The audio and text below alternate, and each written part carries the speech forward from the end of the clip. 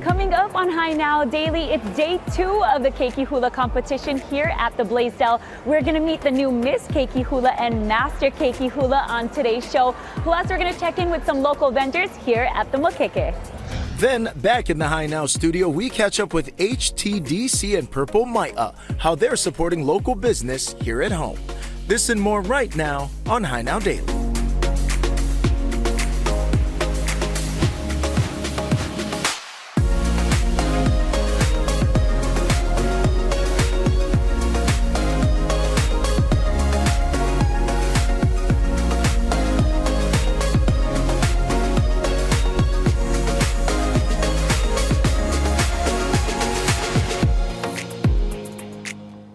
How's it, Aloha gang, and welcome to High Now Daily. I'm Kainoa Carlson. Happy Aloha Friday. Congratulations. We have all made it to the weekend. We got a jam-packed show planned for you folks today. We're going to be touching on some local business as well as a benefit concert coming up here next week. But we're going to kick things off over at the Blaisdell. Rachel is standing by live. It's day 2 for Keiki Hula, and you already found the shopping makeke. I'm not surprised.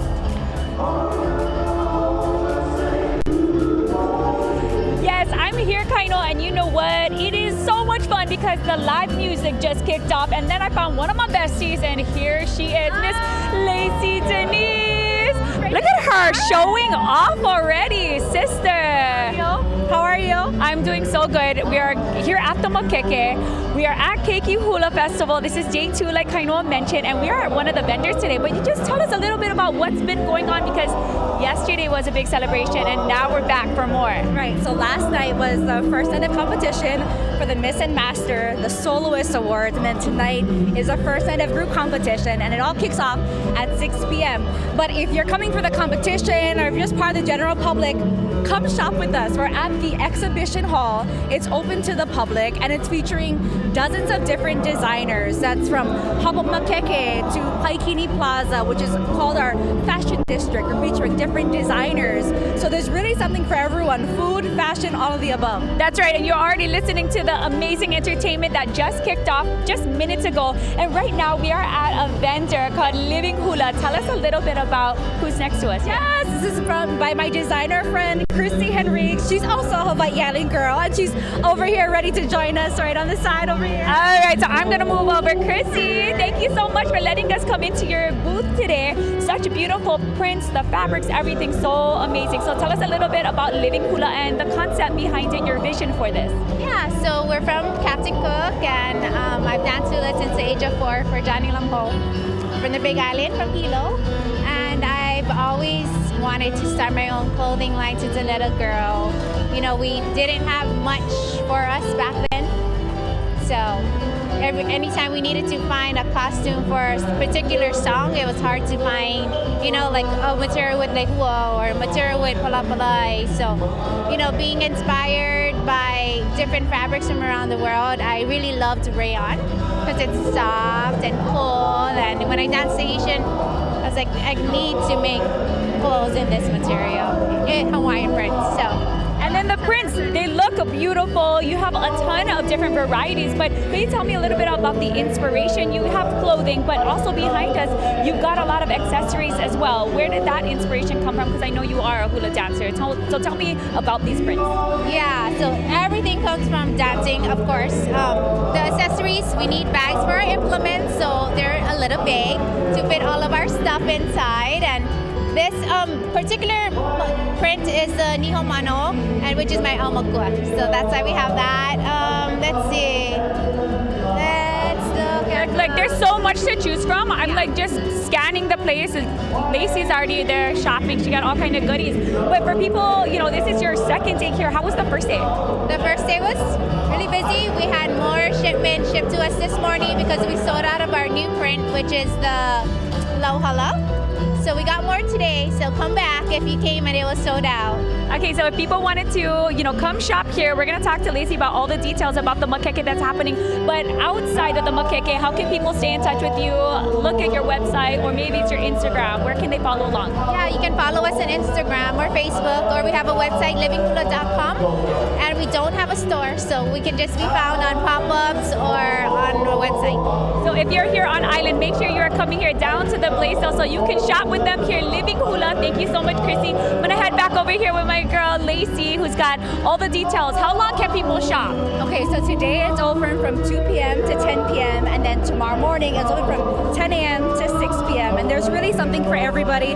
From fashion, we've got the Hawaii State Archives here as well. We've got food, we've got live musical performances, something really for the whole family to enjoy.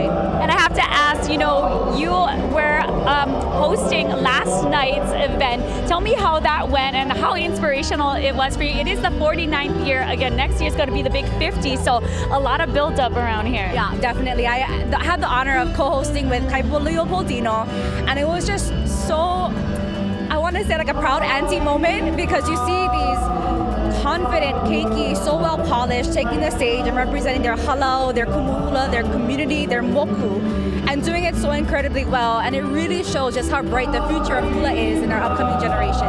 Yes, and I know you are a mama. Your baby is, 11 months now, so I can already see you're probably getting her ready for the competition, huh? We've already planted the tea leaves, the crown flower. We're gonna get some fabric ready. You know, we're just gonna, just in case she wants to, you know, we're prepared.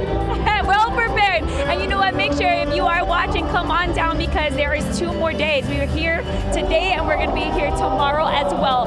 Keiki Hula competition happening at the Blaisdell. Right now, we're going to send things back to Kaino, who's in studio. Hey, Kaino. All right, ladies, thank you so much. Obviously, there's some live music, a lot of fun going down over there at the Blaisdell. But back over here in the studio, we're catching up with Randy Soriano, Hawaii LGBT Legacy Foundation Executive Director, and Gregory Dunn, Hawaii Theater Center President and CEO. Welcome into the show.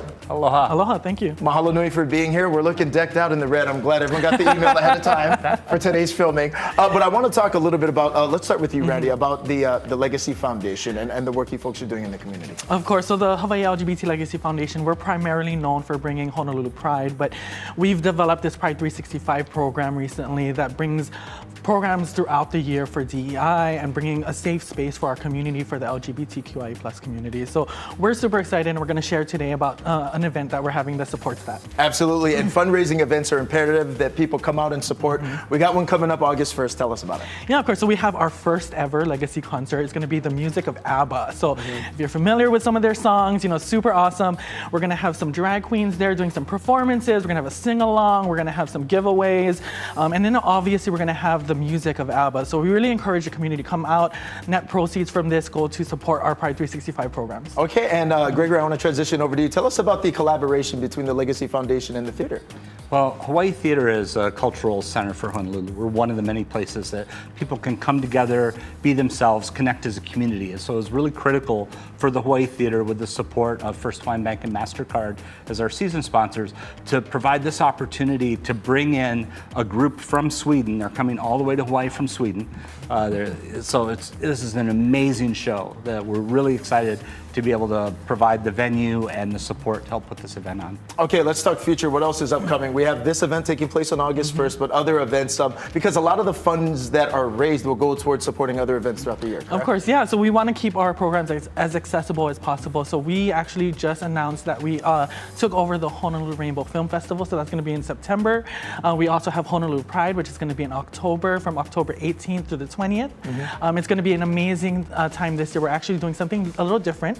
We're moving our festival and parade to the afternoon, so you can stay out of that daytime heat, because you know we don't want to get a tan staying out in that sun. So that parade is amazing. It's amazing. It is something else, yeah. So we're going to be there from 4 p.m. for the parade, and the festival's going to start at 6 p.m. Awesome. And then what else is upcoming for the Hawaii Theater, Gregory? There's so many different things that's taking place. You know, we have, with the ABBA concert, we were able to do this event for Pride because we're doing 2 shows with them.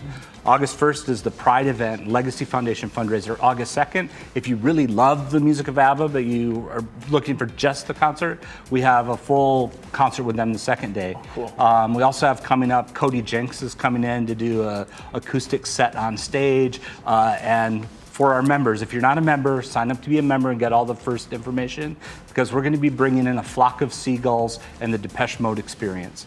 So this is like breaking news for you. I'm like so stoked for this concert in December. So you guys got to get your memberships now at hawaiitheater.com. then you'll get first crack at the best shows. Perfect, and that's going to be the best resource for people to utilize for upcoming shows, ticket information, all the good stuff. And then Randy, I want to go back to you. Yeah. August 1st, how do we get tickets for the ABBA concert and everything? Yeah, of course. So we really encourage you guys to visit our website. So you can either go to hawaiiLGBTlegacy.org or visit the Hawaii Theater website, or follow us on social media at Honolulu Pride. Fantastic. Randy Gregory, mahalo nui for being here. I don't know if we can sing it because of copyright, but we're going to hum some ABBA when we go to bed. Like,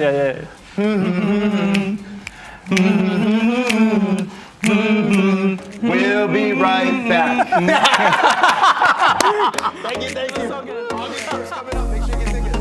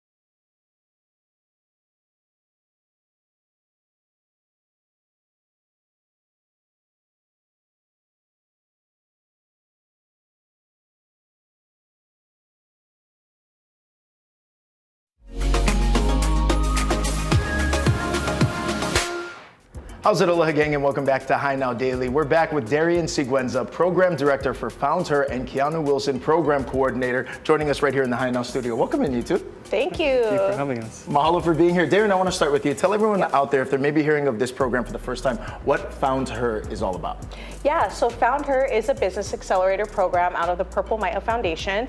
So what we do is we support small businesses that are started by Native Hawaiian, Asian, and Pacific Islander women, typically in the 1 to 3 year range. They've already got a product or service in market, but they're looking to hit that next point of scale.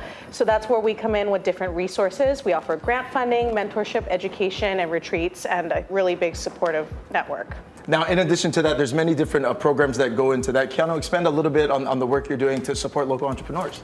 Yeah, so we also are hosting Hulilau quarterly events, and we're really excited to bring the Hulilau market to Maui on September 21st. Okay, so what's that market going to be all about? So the market is one of our efforts to support the broader network of wahine entrepreneurs in Hawaii that have applied to Found Her, but maybe weren't at the right stage yet. And so we wanted to provide an opportunity for them to come and sell their products and get to mingle with customers face to face. So HTDC is our partner on that, along with Maui Brew Kihei. So we're excited that that's happening in September. And I did want to circle back to that and the fact that HTDC, how imperative is the COCO and the support in terms of resources that they're able to provide to help support a lot of the initiatives? Yeah, HTDC has actually been both a partner and a sponsor from day one. So we're coming up on year 4, Found Her now.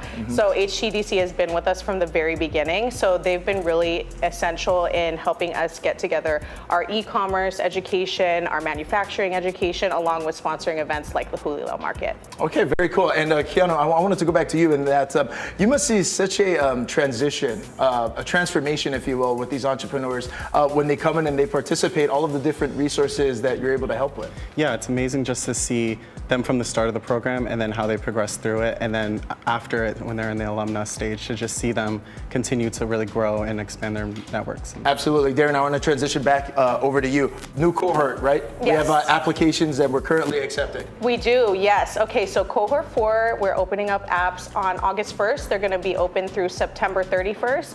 So if you just go to foundher.org, you can see our application open there. And if you want to learn more information, you can come to one of our information sessions. So we actually have one tonight.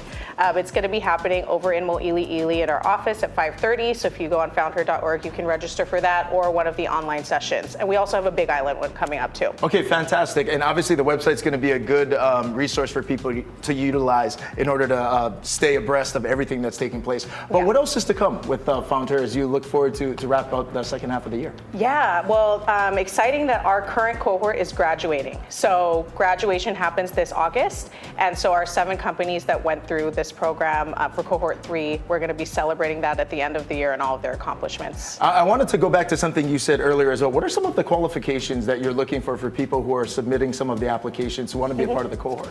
So we're looking for companies, like I said, that are founded by Native Hawaiian, Asian, and Pacific Islander women. Typically, the business has been around for 1 to 3 years, roughly. We're just looking for early stage businesses. So someone that already has a product or service in market, but they're just looking for more resources to hit the next level. We're also looking for companies that are in tech, education, health and wellness, or fashion, or food systems. So you can find all of those qualifications on the website if you want to see it more in depth, but that's the basic criteria. Definitely. And what are some of the industries past cohort members have been a part of? Yeah, so this past cohort, we've had a really big variety. So we had everything from a tuberose farmer in Waimea to a pasta maker that lives in Hilo. In the past, we've also had fashion lines, we've had nails, beauty products, so it's very broad. So service and product, we accept both companies as long as they're for profit. Fantastic. Yeah. Give us the website one more time for people to get more information. Yeah, foundher.org. Foundher.org. And again, applications will close September 31st. Yes. Is that correct? Yeah. So make sure you get them in now and head to the website for more info. You can head to hignowdaily.com as well. We're going to head to break. We'll be right back. Great job. Thank you. Wow.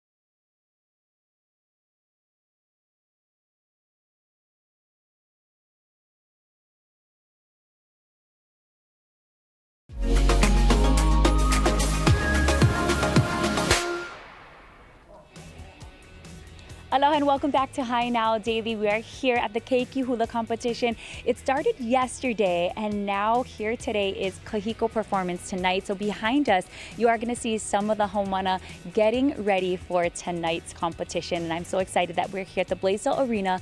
I'm going to move over here because we are going to be checking in with Guy Sabilla, who is really the mastermind behind Keiki Hula, and here with he's Rachel. right here. Oh my gosh, what a coincidence. Yes, coincidence, of course, right?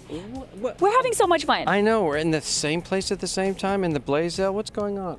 Oh, you know, Keiki Hula, right? You're Of right. course. And we have Chelsea over here. She's going to be talking to us about her love for the charms and the pendants of Keiki Hula. So first, Guy, let's talk about these incredible pendants and charms and the significance behind it. You know, over the years, this has become a thing for Keiki Hula.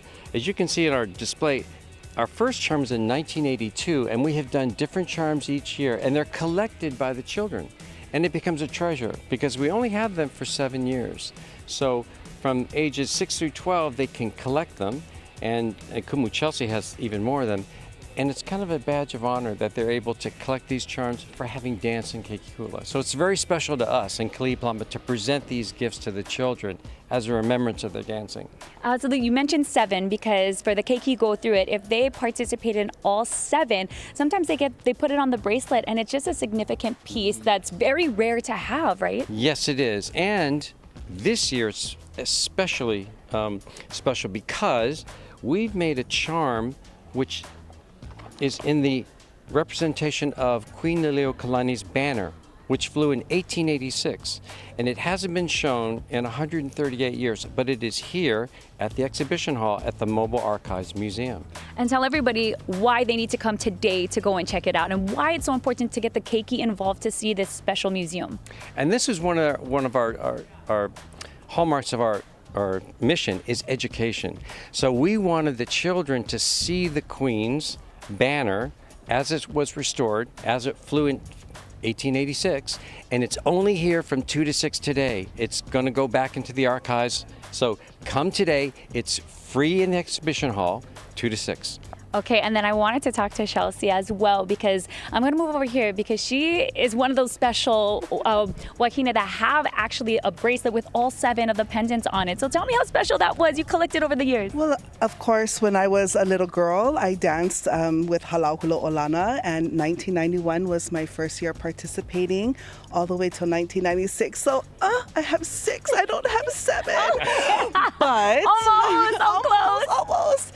But I know that it was something that I got as a gift as a little girl, and I thought it was so special to have it. And when my mom said, oh, we should put them all together after I had completed my last year, we made a little keepsake for me to always remember my years as a dancer here at the Keiki Hula. And so I think that that's something that all hula girls and boys, you know, it doesn't necessarily have to be a bracelet, I don't know, anklet, whatever law, but something to hold as a memento for your special years here at Keiki Hula. One of the things that my mom told me last night is our children can grow as hula dancers because they have this stage to dance on, because they have this opportunity, and so we should encourage that, and this is a way for them to remember it. So very, very beautiful. So you said you have 6, but you've been to the competition year after year. So you actually have quite a few more, right? This is as a dancer. But yes, I have participated as a kokua from my mother, as an alakai, as a kumuhula, and consecutively since 1991, I have been here at every competition. So you get plenty. You get plenty, is what she's saying. And I wanted to, talk to you, Guy. I wanted to ask more about the pendants and how people can get their hands on one. They can shop here, right? Yes, we have the pendants on sale. It's a fundraiser for us. They're $10. You can buy them at the door. And later on in the year, we're going to have CNHA on their Pop-Up Makeke site are going to sell them. So you can buy them through Pop-Up Makeke. Okay, and as we go to break, just tell everybody what they can expect from tonight's performance. Tonight is Kahiko night. The thunder comes. We're going to have a full house. We're going to have pa'u drums and kids stamping their feet. It is the most fun you'll have. Come down. Your neighbors are going to be here. Your friends are already going to be here. Come and watch Keiki Hula. It is amazing. That's right. And these Keiki behind us, they're going to be here. They're getting ready. So come on in and join us right here at the Blaisdell Arena tonight, Kahiko night.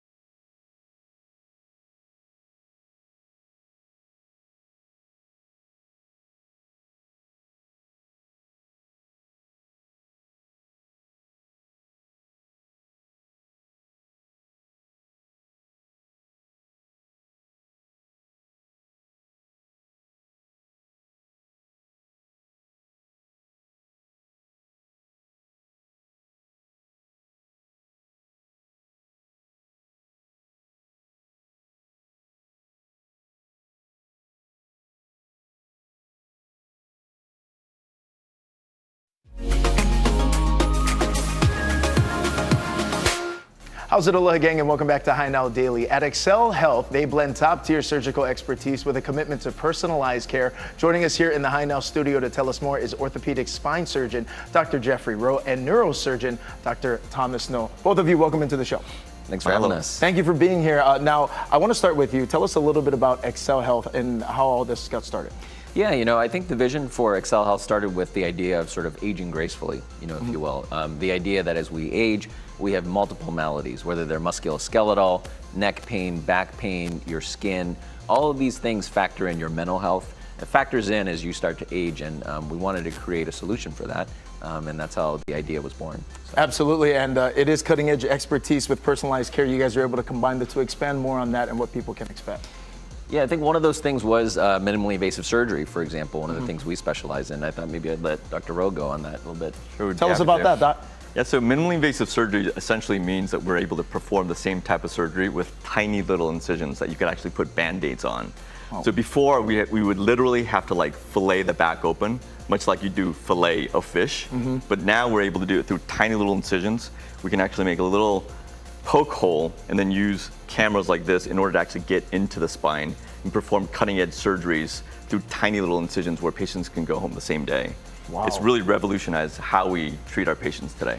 Now, how long will a minimally invasive surgery typically take? Typically for something like a decompression, which means that we just take the pressure off the nerves that are being pinched off, that usually takes somewhere between 30 to 60 minutes. But other procedures can last maybe about an hour or two, depending on the complexity of the procedure itself. Doc, let's go into some of the things you folks are able to see when people come in and see you folks, and some of the recovery process and what that looks like moving forward. Yeah, I think that's one of the reasons we do minimally invasive surgery is for that recovery. I think people are very scared when it comes to surgery, and one of the things that we emphasize is that these are same-day outpatient procedures. So you're coming in, you're walking as soon as you're done with surgery, and you're walking out the door. And that's really the advantage that we have with these minimally invasive procedures. So, back in the day, like Dr. Rowe was saying, when they used to open the spine and take everything down, it's very debilitating. I just had a person yesterday come to me and say, oh gosh, I had this big incision on my back and I couldn't walk for days and my back was sore and I was sitting around and I couldn't go to the bathroom. And he showed me his incision, which is this big. Right. And really, we've changed the game now where we're using the advanced techniques and technology that we have to make incisions that are like this big. Like Dr. Rowe just showed. So the recovery process is much easier, much simpler, and people are walking out the door literally. And you brought in something for us to take a look at. Oh yeah, this is just another one of the advancements that have come about in spine surgery. So it used to be, for example, in the neck, that we would fuse these two bones together whenever we had to take care of a pinched nerve, and now we actually have the ability to replace that disc and mimic actually the way that the spine normally moves. And these are MRI compatible and safe, and so you can actually go get a scan afterwards to make sure that the job was done correctly. And Dr. Rowe, I kind of want to go into your background as well. How long you've been practicing, and now being here in Honolulu, being able to offer this service? I've been in practice for about 20 years now, and it's just been such a pleasure to work with patients, and there's no better gratification than watching a patient just improve and see their pain go away after the surgery and be able to function much better. So it's one of the greatest things that no other profession can actually even equal. So it's been such a great pleasure to be able to provide these services at Excel Health. And Hawaii is very lucky to have Dr. Rowe. When I was born and raised in Honolulu, I left, did my training, went up to Boston for a fellowship, and actually did a fellowship at Harvard's Brigham and Women's. And I realized the advanced techniques, that stuff that we needed here at home. So when I was on my way home, called up Dr. Rowe and was like, hey, how's it going? Because I knew him from my Seattle days. And was like, you want to come and practice in paradise? Pretty much. And that was a no-brainer. No, but we are incredibly lucky. This fits into the mission of what we're trying to do, which is to bring the latest, the greatest, the most minimally invasive techniques so that patients can go home. That's really the key for us. And I think that that's really the mission and the drive that we have at Excel is bringing those techniques, these technologies to Hawaii. Absolutely. What does the future look like, Doc? What's to come? Because I do know it involves expanding to Kokua to serve more of the community. Yeah, you know, like one of the things I do, for example, is I have a lab at the medical school, and what that does is actually interfaces with the university and actually brings a lot of these technologies from the engineering side all the way out into the community. And I think those are little things that we're doing. You know, we're also expanding some of our clinic capabilities out to neighbor islands, seeing patients out there. So the hope is as we continue to grow, and we're really growing at a rapid pace, is that we're able to, you know, serve the community as we do that. Now, speaking of that, how do people get more information if they want to schedule a consultation with Excel Health? excelhealth.co. Gotcha. That's an easy Very one. simple. You guys, thank you so much for being here. Thank you for having us. Mahalo nui. And again, for more information about Excel Health as well, head to our website, hinowdaily.com. We're going to head to break. We got more coming up in just a bit. Thanks. No, thank you.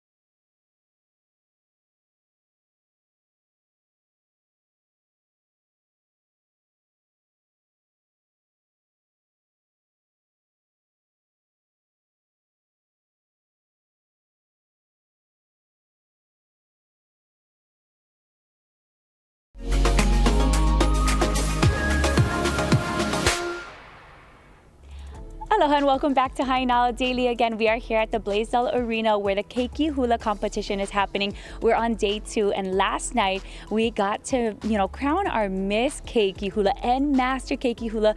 And right now, guess who I've got? I've got Miss Keiki Hula over here. This is Charlie Ailana Kuipo Magno. Thank you so much for being here with me today. And your Kumu Hula over here, we've got Napua Silva of Halau Nale Komaka Uka. And you guys did fantastic last night, especially you. Wow, how excited are you? I'm so excited. I'm so blessed that I could go on that stage and represent my Halau and Kumu. And I mean, I gotta ask you, what was the feeling like before even winning, but walking out onto that stage? Did the nerves get to you or anything? Obviously not, but what did that feel like? I was just in my zone on the stage. I blocked everything out and just went out there and did my thing. You mentioned to me that you have been dancing for 7 years. That is more than half your life. Is that, Hula's like everything to you, right? Yes, everything. And so how long would you say you practice, and like what was that like before getting on the stage leading up to the competition? Because this, guys, was her very first one. Yes. I practice every day to make this happen, And I even my kumu like practice with me as much as she can, and yeah. When Kumu told you, okay, you're ready, let's go, what did you say? Okay. Okay. We go, okay. I gotta ask Kumu because Kumu says when we say go, you go, right? So tell me about, choosing Charlie to be up there on stage. What was that like? And why did you choose her? Well, Charlie is a leader. And definitely when you look at the group, for me, I look at the leader, the standout. And they cannot just stand out, but the good leaders, effective leaders, have a heart to serve.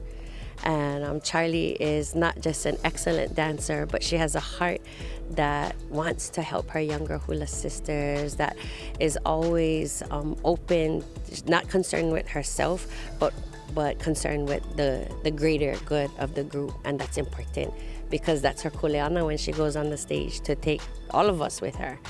Yeah. When you saw her dancing on the stage last night, what was that feeling for you?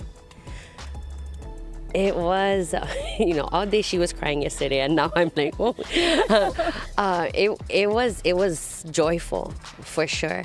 This girl has lost a lot in the past year. She comes from Lahaina, so her family lost her home. Recently, they've had to move from their temporary home. And so just in the past weeks even, she's gone through a lot of challenges. And when you watch her get on stage and overcome all of that to just put a beautiful vision for Lahaina forth, for her community, for her family, for her halau, it's joyful for sure. Absolutely. Thank you so much for sharing that. And oh my goodness, girl, you did such a fantastic job. Thank All you. of Hawaii is so proud of you. Do you have any last words that you want to say? Mahalo to everyone. Mahalo to everyone. So make sure you guys come on down to the Keiki Hula competition. It's happening tonight. It's Kahiko night. So come and support the incredible dancers that we have here in Hawaii. So proud of you. Congratulations. Okay? All right. And congratulations to you, Kumu. Mahalo. We're going to take a break and we'll be back with more of Hainao Daily.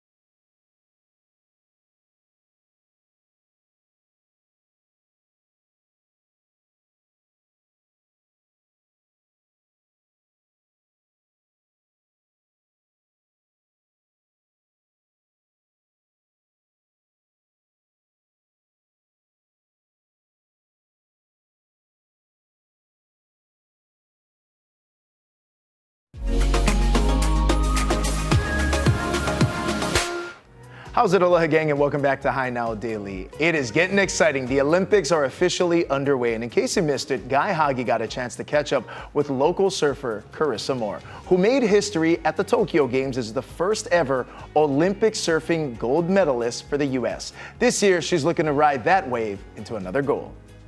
As we look at Carissa Moore lock in on the takeoff, a beautiful tube. Carissa Moore is the most decorated competitive surfer in Hawaii's history, topping former world champs John Florence, Andy Irons, and Sonny Garcia. And she's the only Hawaii surfer to ever win Olympic gold in surfing. Of course, Duke Kahanamoku won multiple medals, but those were in swimming.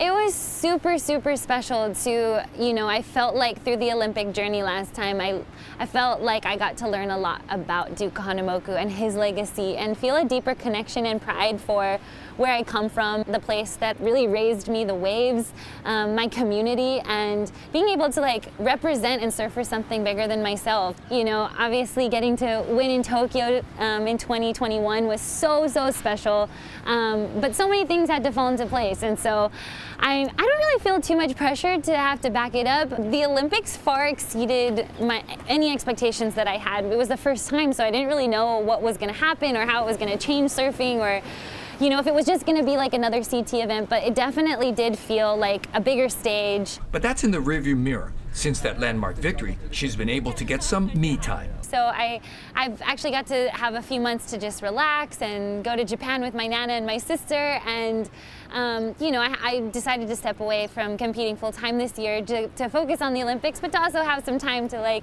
do other things. So it's been a nice balance of both. In preparation for the Olympics, Carissa has been logging a considerable amount of time training down in Tahiti on a wave that's not for the faint of heart. It's one of the most intense, intimidating, challenging waves to surf. You really have to have a high level of skill to read the wave and navigate the steep takeoff, and obviously there's huge risk involved. There's a shallow reef and you could get very hurt, but you could also have the ride of your life. Comfortable level is, it's getting there. I think the more that I spend time at the wave and hopefully learn and just get the reps up, that will help me to feel more confident. But at this point, I don't know if you can ever feel 100% comfortable. Ocean's starting to draw off the reef. Local wild card wants it. Then there's the competition. The best of the best will be there, including one Tahitian woman who has the luxury of a home break advantage. Everyone's earned their spot and are very, very talented and experienced, and I'm gonna have to bring my A game if I want to do well there and put in the work. In order to win 11 national titles, 5 world titles, that Olympic gold, there's a really cutthroat competitor in there somewhere that we don't see. How often does that come in other parts, or do you have to tap into that side? Is that difficult for you, because it seems so against your personality? I think you kind of hit it on the head. It's definitely not natural for me to be super competitive, or not confrontational, but you have to have a little bit of that hunger and drive and fire and tiger in you to get in up close and personal at times. I asked her if another Olympic gold medal could be a trigger back to competing for the World Championship again. I don't know, honestly, I haven't really thought too much further than this summer. I'm just trying to really simplify things, give everything that I have to this moment, and then give myself some time to kind of I don't know, see what else is out there, go surfing just for fun, and yeah, I will definitely give myself some space to kind of figure out what I want to do next. Win or lose, Carissa's next move will involve her More Aloha Foundation, which aims to help girls and women navigate the waves of mental health and wellness and create a life of purpose, positivity, and passion. If I had any advice to the young ones coming up, or just anyone in general, I think just this belief that anything really is possible with hard work and dedication and a lot of love and a lot of aloha. Yeah, you can achieve your wildest dreams. I truly believe that. Oh yeah, go Carissa, go. Now make sure you tune in, okay, because Carissa Moore and Hawaii surfer John Florence will be competing in Heat 1 of the men's and women's Olympic surfing competition. It's going to kick off Saturday, July 27th and be streamed on Peacock. And of course, we'll have coverage here on KHNL. Hey, you know what? We're going to stay in the water, where Hawaii's Tua Tango Vailoa will be swimming in luxury on Miami Beach as the Southpaw, former St. Louis Crusader, inked a new deal today with the Miami Dolphins, the terms of which have made history. Now, are you sitting down? Tua signed a 4-year, $212.4 million deal. It's the largest extension in NFL history with a guarantee of $167 million. Tagovailoa just turned 26 in March, and he is slated to make $53.1 million just this season. And it comes at a time where Tagovailoa truly is coming off the best year as a pro. Now, he completed a career-high 69% of his passes and also became the first Dolphins quarterback to lead the NFL in passing since Dan Marino. Yeah, that's the company you want to be in. He also threw for over 4,600 yards and another career-high 29 touchdowns. Now, his contract makes him the third highest paid quarterback in the National Football League behind Trevor Lawrence and Joe Burrow, both of whom are slated to make $55 million this season. Not bad. Congrats again. Now, Tua Tagovailoa has become a household name, but long before the millions of dollars, the millions of fans, back in 2018, leading up to the Heisman Trophy ceremony, people in Times Square, they weren't even able to cheer on the star then the way they can now. Take a look. Tua Tagovailoa. Tua Tagovailoa. Tagovailoa. Tagovolia. Tagovailoa. Tua Tagovailoa. Tua Tagovailoa.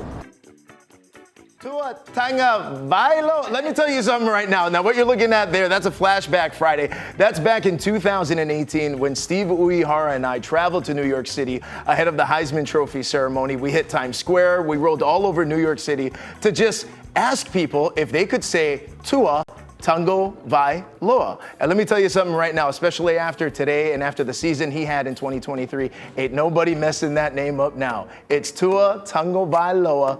Show me the money. We're going to head to break. You're watching High Now. We'll be right back. Congrats again.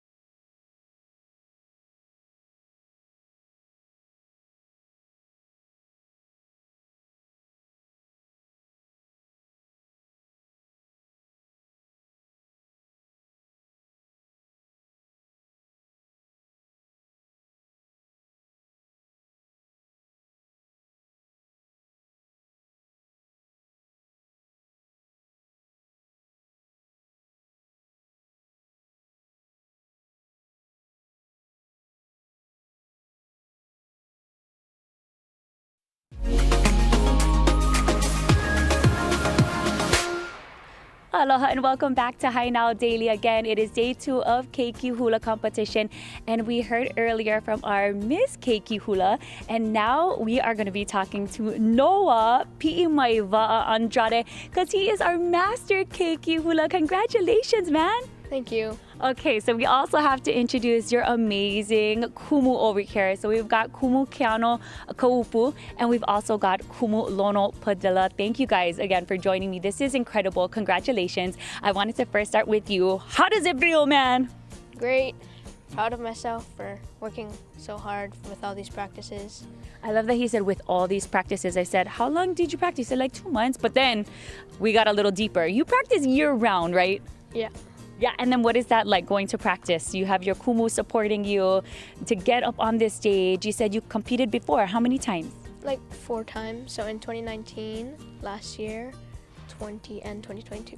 Okay, so before you getting up on that stage, how was it? Were you nervous? Very.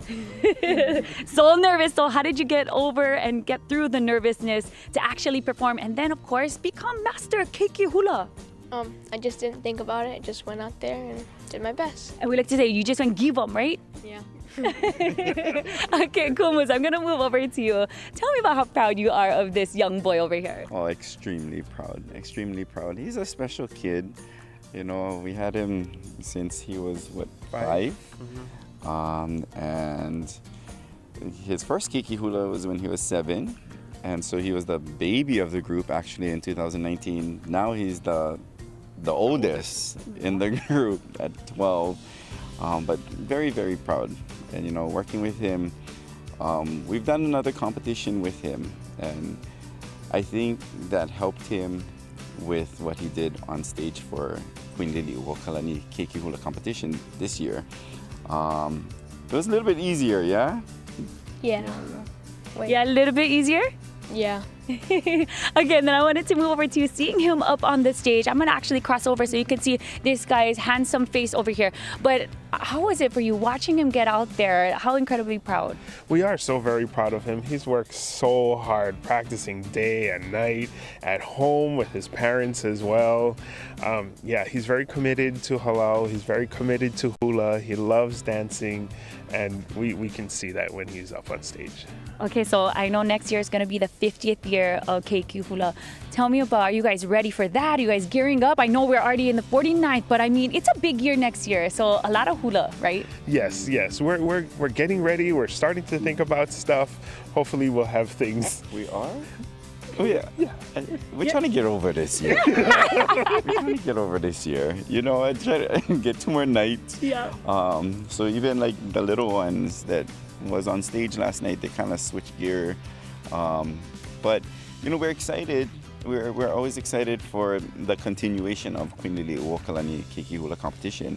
The 50th year, that's a big, you know, a big event, and hopefully it's going to be bigger, better, and stronger than it's ever been. You know, that's what we hope.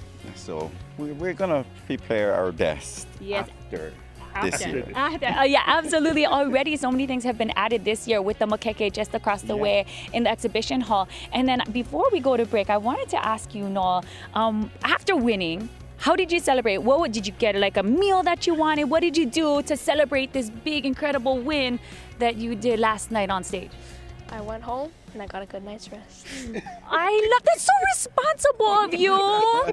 See, now I know why. He probably practiced so hard. He got his rest, did all the things. You just said all the right things. He did everything right last night on that stage. So congratulations, you guys right here. Our Master Keiki Hula 2024. We've got Noah. All right, Kaino, we're going to send things back to you in studio. How's it, man? All right, mahalo nui, and another big congratulations to Halau Hi'iaka Ina Makalehua. They always bring the heat. Mary Monarch Keiki Hula competition. They're so tremendous. And again, 18 Halau from around the state have come together to compete this weekend. As Rachel mentioned, last night was the Master and the Miss. Tonight, the Kahiko and the Awana will taking place this weekend. Also, the pop-up museum is down over there at the Blaisdell with some incredible artifacts celebrating Hawaii history. Also, the collaboration with the pop-up makeke and Keiki Hula. A lot of reasons to head down to the Blaisdell. Mahalo nui for watching. We will see you folks at 3 p.m. on Monday. Aloha.